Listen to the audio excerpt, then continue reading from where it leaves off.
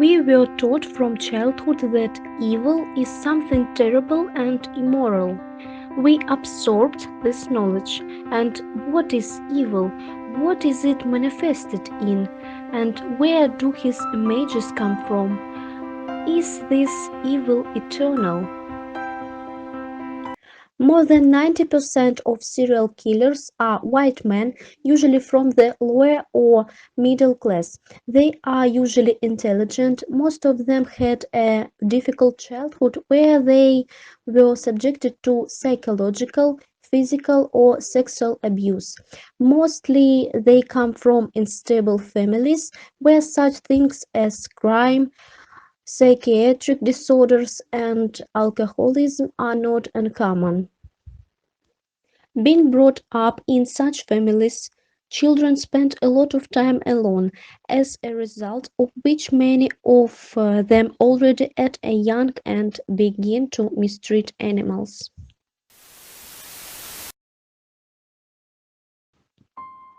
Police are examining the gruesome finds found at the home of Master Ed Gein, who lives in the Plainfield area of the city, and confessed to gutting and dismembering the body of 58-year-old widow Bernice Bourdain.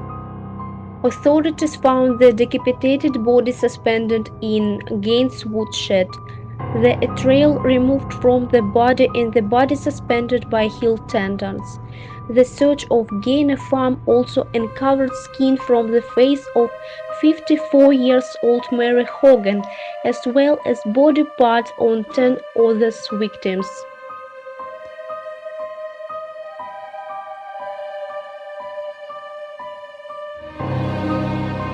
10 skulls, pieces of furniture made of human skin, a box with noses, skin from human skulls, a belt made of female nipples.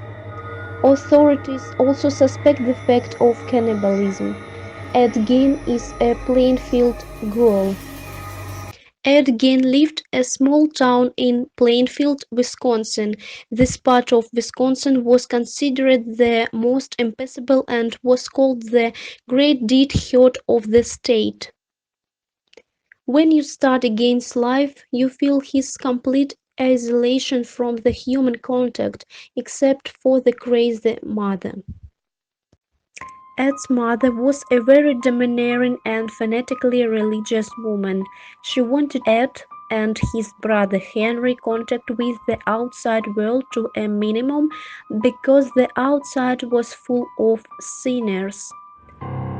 Augusta Gein was a recognized authority among the Son, forbidding them all communication with the outside world, especially with women. Ed grew up with conflicting feelings for the mother. On the one hand, he worshipped her, and on the unconscious level, he felt resentment and hatred for this mother. 19 ноября 1957 года, Плейнфилд, Висконсин. Каким он был человеком? Ну, он был простоват, но всегда считалось, что он совершенно безобиден. Он был приятным парнем, как и все остальные. Единственное, что отличало, по-моему, его от остальных, было то, что он был немного странным. After his mother died, Ed's world collapsed. From this moment, he got out of hand. His mental state was critical. Inside Ed's house, as in his head, was hers. He would go to the dump and take all the garbage home. Ed read books and magazines about people with different oddities and deviations. One of the interesting things about 50th century was a lot of dark sexual fiction, horror comics, also published materials describing the actions of the Nazis in World War II. Eventually, Ed Gein became obsessed with such things and decided to put his plans into practice. He started robbing graves. He would go to the cemetery and tear up the corpses of women who reminded him of his mother. Ed was cleaning up the grave and taking the body with him. He tried his best to get his mother back. Since Ed couldn't have a relationship with a woman, he wanted to take away the body parts associated with the concept of femininity. He also used the bones of the human tibia to strengthen the coffee table, removed the top of the skulls, used it as a tureen. He covered the chair with human skin. A suit made of human skin is amazing. Gain was obsessed with different forms of bisexuality. There was a part of him that wanted to become a woman. He dressed in a suit of human skin and walked around his house pretending to be his mother.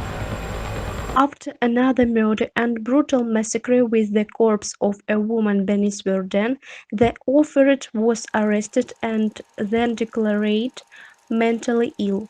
He often experienced visual and auditory hallucinations. The psychological details of his personality suggest that as a child, Ed didn't have the opportunity to develop psychosexually.